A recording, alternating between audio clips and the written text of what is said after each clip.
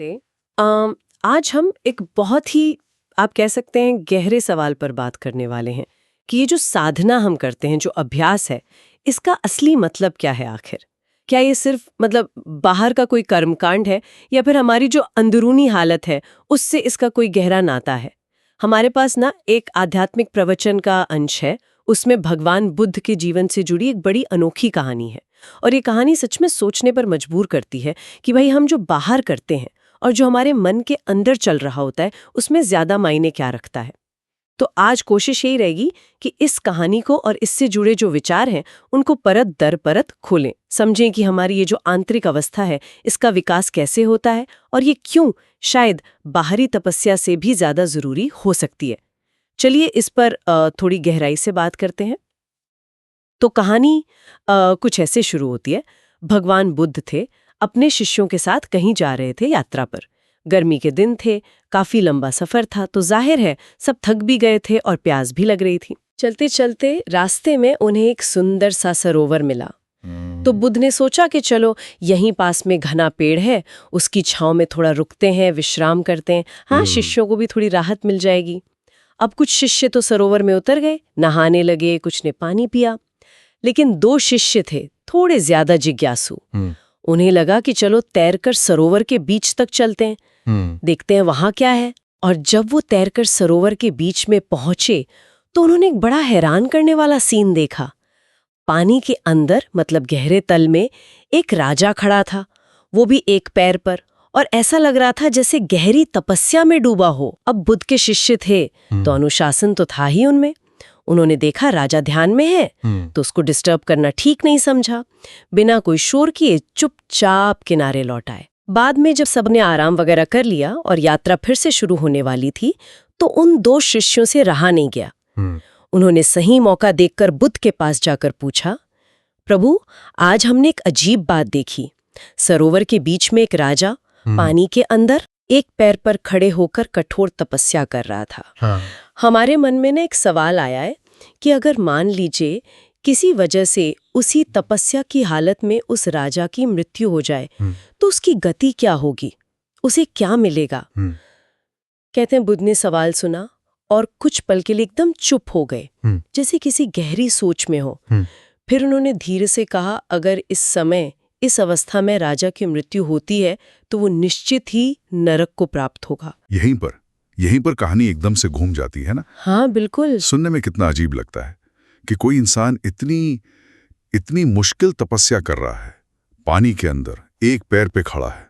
हम तो शायद सोच भी नहीं सकते ऐसा करना। हाँ। और बुद्ध कह रहे हैं कि उसे नरक मिलेगा। आमतौर पे तो हम यही सोचते हैं कि भाई इतनी कठोर साधना है तो फल तो अच्छा ही मिलना चाहिए। हाँ, यही उम्मीद होती है। तो ये बात हमें इशारा करती है कि शायद जो बाहरी क्रिया है, जो बाहरी कर्मकांड है, चाहे वो कितना भी कठिन लगे, कितना भी प्रभावशाली दिखे, वो अपने आप में पूरी कहानी नहीं है। तपस्या का मतलब सिर्फ शरीर को कष्ट देना नहीं होता। वो तो एक खास मकसद के लिए अपने मन को, अपनी इंद्रियों को साधने का तरीका है। लेकिन उस साधना के दौरान वो क्रिया करते वक्त व्यक्ति की मन की दशा क्या है, उसकी अंदर की हालत कैसी है, ये शायद ज्यादा महत्वपूर्ण है। बुद्ध का ये जो चौंकाने वाला जवाब था ना, वो शायद इसी गहरे सच की तरफ हमारा ध्यान खींच रहा था कि बाहर जो दिख रहा है जरूरी नहीं कि अंदर भी वही हो। बिल्कुल सही कहा आपने। ये बात तो सोचने वाली है कि बाहरी रूप और भीतरी सच्चाई में कितना फर्क हो सकता है। और कहानी यहाँ खत्म नहीं होती। बुद्ध और उनके शिष्य आगे बढ़ गए अपनी यात्रा पर, काम पूरा किया और कुछ दिनों बाद वो उसी रास्ते से वापस लौट रहे थे। इत्तेफाक से उन्हें फिर उसी सरोवर के किनारे उसी पेड़ के नीचे रुकना पड़ा विश्राम के लिए। माहौल वैसा ही था। कुछ शिष्य फिर सरोवर में उतरे, नहाने लगे, पानी पिया। और वो 2 जिज्ञासु शिष्य, हाँ, वो फिर से अपनी उत्सुकता रोक नहीं पाए, तैरकर गए सरोवर के बीच में। और क्या देखते हैं कि अरे, राजा तो आज भी ठीक वैसे ही उसी जगह पर पानी के अंदर एक पैर पर खड़ा तपस्या में लीन है। बाहरी तौर पर कोई बदलाव नहीं दिख रहा था। वो फिर किनारे लौटे और बुद्ध के पास पहुंचे। इस बार उन्होंने फिर वही सवाल किया, लेकिन शायद थोड़े बदले हुए अंदाज में। प्रभु, हमने आज फिर उस राजा को ठीक उसी तरह तपस्या करते हुए देखा। हम फिर से जानना चाहते हैं कि अगर मान लीजिए किसी संयोग से आज इसी क्षण इस राजा की मृत्यु हो जाए तो उसकी गति क्या होगी। इस बार भी बुद्ध पहले की तरह कुछ पल चुप रहे। शिष्यों के चेहरों पे उत्सुकता थी और शायद थोड़ी उलझन भी। फिर बुद्ध ने अपना मौन तोड़ा और कहा, अगर आज इस अवस्था में इस क्षण राजा की मृत्यु होती है तो वह सीधे निर्वाण को प्राप्त करेगा। निर्वाण मतलब मुक्ति की वो परम अवस्था जहां जन्म मरण के चक्र से छुटकारा मिल जाता है। अब तो शिष्यों का सिर चकरा गया। वो हैरान भी थे, उलझन में भी पड़ गए। एक शिष्य ने हिम्मत करके पूछ ही लिया, प्रभु हमें क्षमा करें पर आपकी बात हमें समझ नहीं आ रही। आज आपकी वाणी में हमें एक तरह का विरोधाभास दिख रहा है। कुछ दिन पहले जब हमने यही सवाल पूछा था तभी राजा ठीक इसी तरह इतनी ही कठिन तपस्या कर रहा था।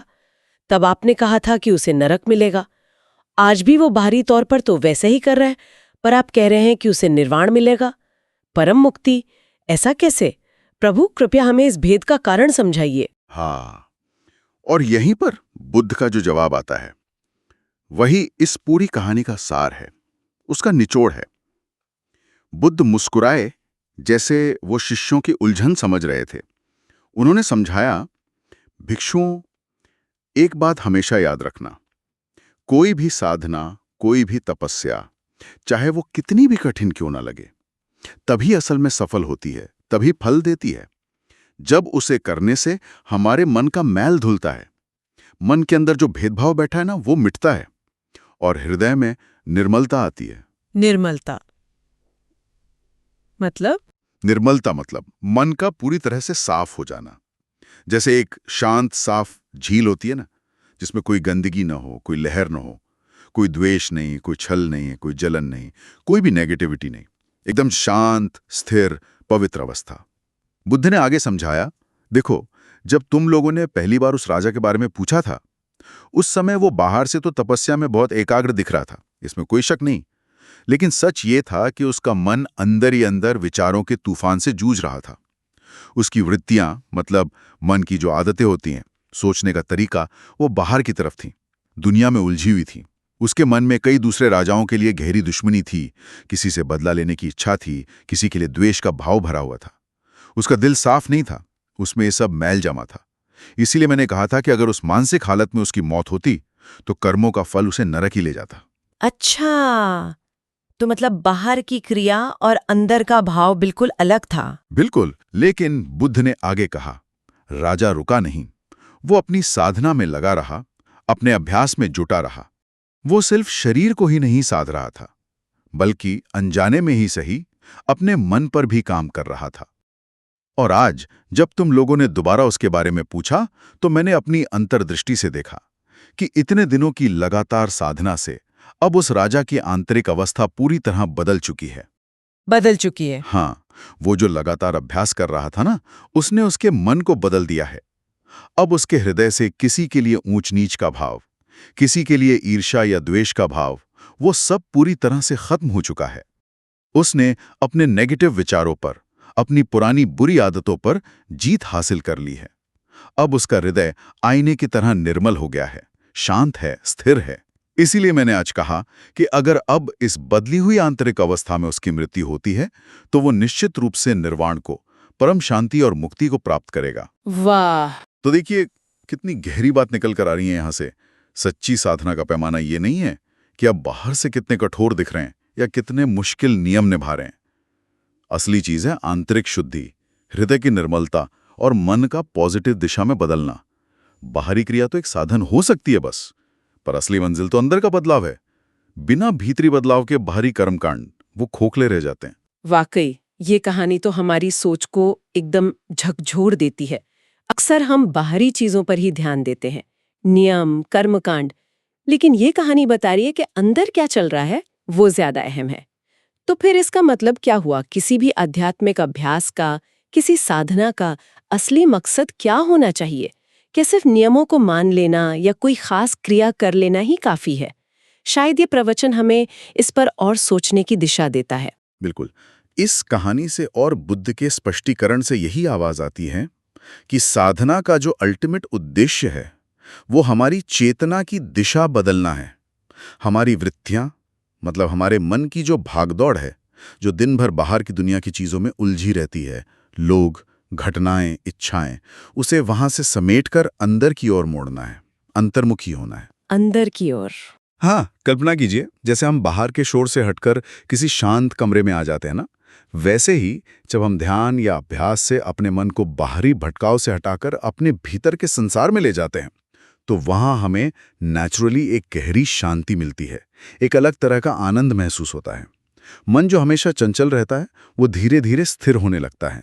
और मन की यही जो स्थिरता है, यही जो निर्मलता है, जहाँ कोई गंदगी नहीं, कोई उथल-पुथल नहीं, इसी अवस्था में पहुंचकर ही हम ईश्वर को या अपने गुरु को या जीवन के किसी भी गहरे सत्य को असल में समझ सकते हैं, उसका अनुभव कर सकते हैं।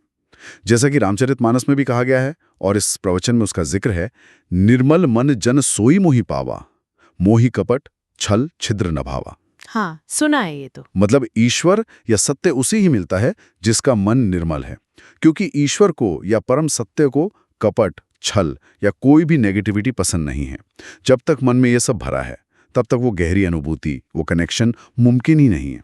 मन का साफ होना पहली शर्त है। ये तो बहुत ही महत्वपूर्ण बात है कि मन की निर्मलता ही असली कुंजील है। इसी सिलसिले में जिस आध्यात्मिक प्रवचन की हम बात कर रहे हैं, उसमें परम पूज्य गुरु महाराज साहब की 2 मुख्य शिक्षाओं पर खास जोर दिया गया है, जो इसी आंतरिक शुद्धि से जुड़ी हैं। इनमें से पहली शिक्षा है क्षमाशीलता का गुण अपने अंदर विकसित करना। सोचने वाली बात है कि क्षमा करने पर इतना जोर क्यों है? इसका इस आंतरिक शुद्धि से क्या कनेक्शन है? क्षमाशीलता यानी माफ कर देने का भाव, ये इसलिए इतना जरूरी बताया गया है क्योंकि हम इंसान ना जाने अनजाने अपने अंदर बहुत सारा फालतू का बोझ लेकर चलते रहते हैं। ऐसी चीजें मन में पाल कर बैठ जाते हैं जिनका कोई मतलब नहीं होता, सिवाय हमें परेशान करने के। जरा सोचिए, हमारी रोज की जिंदगी में ऐसा कितनी बार होता है, किसी ने हमें कुछ कह दिया, शायद गुस्से में या बिना सोचे समझे, और हम उसे दिल से लगाकर बैठ जाते हैं। महीनों सालों तक वो बात हमारे अंदर एक गांठ बनकर पड़ी रहती है। हाँ, होता है ऐसा। या किसी से कोई कहासुनी हो गई तो हम मन ही मन उससे बदला लेने के प्लान बनाते रहते हैं। या फिर हमारे अंदर वो अहंकार बैठा होता है कि अरे वो मुझे जानता नहीं मैं कौन हूं, या उसने मेरे साथ ऐसा कैसे कर दिया। इस तरह की न जाने कितनी बेकार की बातें, कितने नेगेटिव विचार और भावनाएं हमारे मन के अंदर डेरा डाले रहती हैं। सही बात है। ये सारे विचार, गुस्सा, नफरत, बदला लेने की इच्छा, अहंकार, जलन, ये सब मिलकर हमें भारी बना देते हैं। ये हमारे अंदर ऊंच नीच की भावना पैदा करते हैं, दूसरों के प्रति ईर्ष्या और द्वेष को जन्म देते हैं और उन्हें लगातार सींचते रहते हैं। हम अंदर ही अंदर सुलगते रहते हैं, अशांत रहते हैं। अब जब हम क्षमा करना सीखते हैं, यानी किसी की गलती को या अपने साथ हुए बुरे बर्ताव को माफ करके उसे अपने मन से निकाल देना सीखते हैं, तो इस प्रवचन के अनुसार हमारे जीवन से, हमारे मन से लगभग 80% ये फालतू की चीजें, ये नकारात्मक बोझ अपने आप हट जाता है। 80%? ये तो बहुत ज्यादा है। हाँ, ये एक बहुत बड़ा दावा है, लेकिन सोचने लायक है। जैसे ही हम माफ करते हैं, हम हल्के हो जाते हैं। वो जो भारीपन था, वो बोझलपन, वो खत्म होने लगता है। और यहाँ एक और जरूरी बात पर जोर है, हमें शुरुआत खुद से करनी होगी। हमें पहले खुद को ठीक करना होगा, खुद के मन को साफ करना होगा। हमें ये इंतजार नहीं करना है कि सामने वाला बदलेगा या सामने वाला माफी मांगेगा। अच्छा। अगर हम अंदर ही अंदर भेदभाव पालते रहेंगे, गुस्सा या नफरत रखे रहेंगे और ऊपर से निर्मल होने की या साधना करने की कोशिश करेंगे, तो ये तो खुद को ही धोखा देना हुआ ना। क्षमा का भाव अपनाना ही उस 80% कचरे को साफ करने की दिशा में पहला और सबसे जरूरी कदम है। तभी सच्ची निर्मलता की ओर यात्रा शुरू हो सकती है। ये क्षमा वाली बात तो सच में बहुत गहरी है और शायद सबसे मुश्किल भी लगती है कई बार, लेकिन 80% बोझ हल्का हो जाना, ये बहुत बड़ी बात है। चलिए अब दूसरी महत्वपूर्ण शिक्षा पर आते हैं, जो गुरु महाराज साहब ने दी है और जिसका जिक्र इस अंश में है। वो है गुरु के मन वाला बनने का प्रयास करना। सुनने में ये समर्पण जैसा लगता है, लेकिन यहाँ एक चेतावनी भी दी गई है। वो क्या है? हाँ, ये चेतावनी बहुत अहम है, क्योंकि यहाँ ना चूक होने की बहुत गुंजाइश रहती है। प्रवचन में आगाह किया गया है कि अक्सर बहुत सारे साधक, बहुत सारे शिष्य यहाँ आकर एक तरह की चालाकी करने लगते हैं या होशियारी दिखाते हैं। वो क्या करते हैं? वे गुरु की बताई हुई बातों में से सिर्फ उन्हीं बातों को चुन लेते हैं और उन पर अमल करते हैं जो उनके अपने मन को अच्छी लगती हैं, जो उनकी अपनी पसंद या सुविधा के हिसाब से होती हैं। अच्छा, मतलब अपनी मर्जी चलाते हैं। बिल्कुल। और फिर वे बड़े आराम से ये दावा करने लगते हैं कि हाँ जी, हम तो गुरु का अनुसरण कर रहे हैं, हम तो गुरु के मन वाले बन गए हैं। लेकिन जैसा कि यहाँ समझाया गया है, ये असल में गुरु का अनुसरण नहीं है। ये तो अपने ही मन का अनुसरण है, बस उस पर गुरु का लेबल लगा दिया है। ये मन की चालाकी है। एक तरह का आध्यात्मिक धोखा है जो साधक अनजाने में खुद को ही दे रहा होता है। ये तो गड़बड़ है। असली गुरु के मन वाला बनना तो कुछ और ही है। वो तब होता है जब शिष्य अपने गुरु की उन बातों को भी, उन निर्देशों को भी खुशी से, पूरे मन से स्वीकार करें और उन पर अमल करे, जो उसके अपने मन के बिल्कुल खिलाफ हों, जो उसे शायद मुश्किल लगती हों या जिनसे उसका अहंकार टकराता हो। जब अपनी पसंद नापसंद पीछे रह जाए और गुरु की इच्छा, गुरु का निर्देश सबसे ऊपर हो जाए, तब सही मायने में अनुसरण शुरू होता है। अपनी पसंद नापसंद छोड़ना ये भी आसान नहीं। बिल्कुल नहीं। इसी बात को समझाने के लिए भगवान कृष्ण का अर्जुन को दिया गया उपदेश याद दिलाया गया है। मन मना भव मद भक्तो मदाजी मम नमस्करो। इसका सरल सा मतलब यही है कि हे अर्जुन, तू अपनी पसंद नापसंद, तुझे क्या ठीक लगता है क्या नहीं, तेरा मन क्या चाहता है क्या नहीं, इन सब चक्करों को छोड़ दे। तू बस मेरे मन वाला बन जा, मेरी भक्ति कर, मेरे बताए रास्ते पर चल, मुझे ही देख, मुझे ही नमन कर, अपनी मैं को छोड़कर मेरे साथ जुड़ जा। एक और सुंदर कहानी का जिक्र है इसमें। एक महात्मा से जब परमात्मा ने पूछा कि क्या तुम मेरे बनना चाहोगे या मुझे अपना बनाना चाहोगे, तो उन महात्मा ने दोनों ही बातों के लिए मना कर दिया। उन्होंने कहा, प्रभु, न तो मैं आपका बनना चाहता हूं और न ही आपको अपना बनाना चाहता हूं, मैं तो बस आपकी मर्जी वाला बनना चाहता हूं। वाह, आपकी मर्जी वाला। हाँ, मतलब आपकी जो इच्छा हो, आपकी जो रजा हो, मैं बस उसे स्वीकार करना चाहता हूं। यही असली समर्पण है, अपनी इच्छा को परमात्मा की या गुरु की इच्छा में मिला देना। तो अब देखिए, ये दोनों शिक्षाएं, क्षमाशीलता और गुरु के मन वाला बनना, ये आपस में कैसे जुड़ी हुई हैं। इनका तालमेल कितना सुंदर है। हाँ, ये कैसे जुड़ती हैं? जैसा हमने पहले बात की, क्षमा का भाव अपनाने से, माफ कर देने से हमारे अंतःकरण की, हमारे मन की लगभग 80% सफाई हो जाती है। वो जो सालों का जमा किया हुआ कचरा था, गुस्सा, नफरत, शिकायतें, वो हट जाता है। मन हल्का हो जाता है, साफ हो जाता है। ठीक है। और जब मन इस तरह काफी हद तक साफ और हल्का हो जाता है, तब गुरु के मन वाला बनने का जो प्रयास है, वो भी पहले से ज्यादा आसान और स्वाभाविक लगने लगता है। क्योंकि अब मन में वो पुरानी अड़चनें नहीं रहीं, वो भारीपन नहीं रहा जो हमें रोकता था, जो हमें गुरु की बात मानने से हिचकिचाता था। अच्छा, तो क्षमा से रास्ता साफ होता है। बिल्कुल।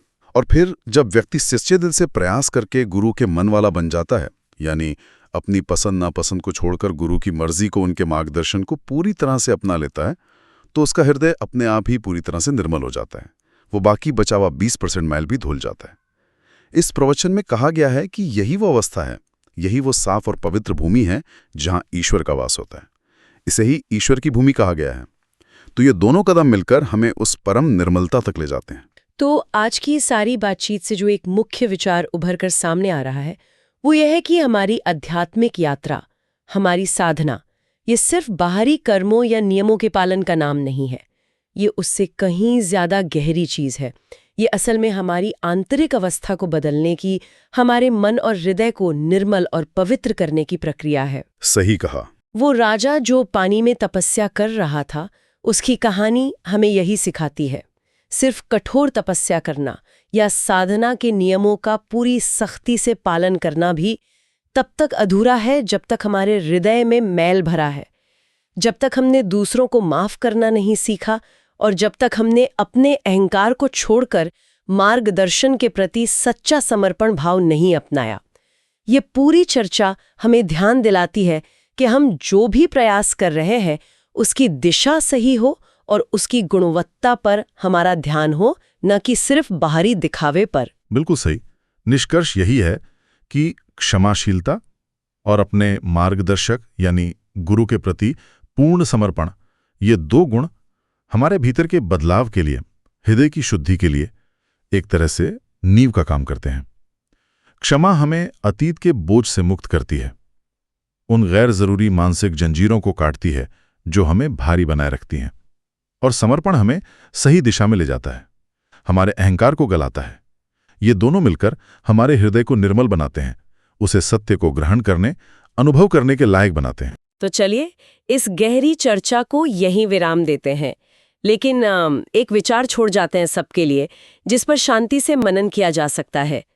अगर बाहरी कर्म और भीतरी अवस्था का ये तालमेल इतना महत्वपूर्ण है, जैसा कि बुद्ध की कहानी और गुरु महाराज साहब की शिक्षाओं से पता चलता है, तो क्या हम इस सिद्धांत को सिर्फ अपनी औपचारिक साधना या पूजा पाठ तक ही सीमित रखें, या फिर क्या हम इसे अपने रोजमर्रा के जीवन के हर काम में लागू करने की कोशिश कर सकते हैं? हम जो भी काम करते हैं, चाहे वो ऑफिस का काम हो, घर का काम हो या किसी से बातचीत ही क्यों ना हो, क्या हम रुककर ये देख सकते हैं कि उस काम को करने के पीछे हमारी असली मंशा क्या है? हमारा इरादा कितना शुद्ध है, कितना निर्मल है? क्या उसमें कोई स्वार्थ, कोई द्वेष, कोई दिखावा तो नहीं छिपा? शायद अपने हर कार्य के पीछे अपनी मंशा की निर्मलता का आकलन करना हमारे पूरे जीवन को एक नई दिशा, एक नई गहराई और एक नई शांति दे सकता है।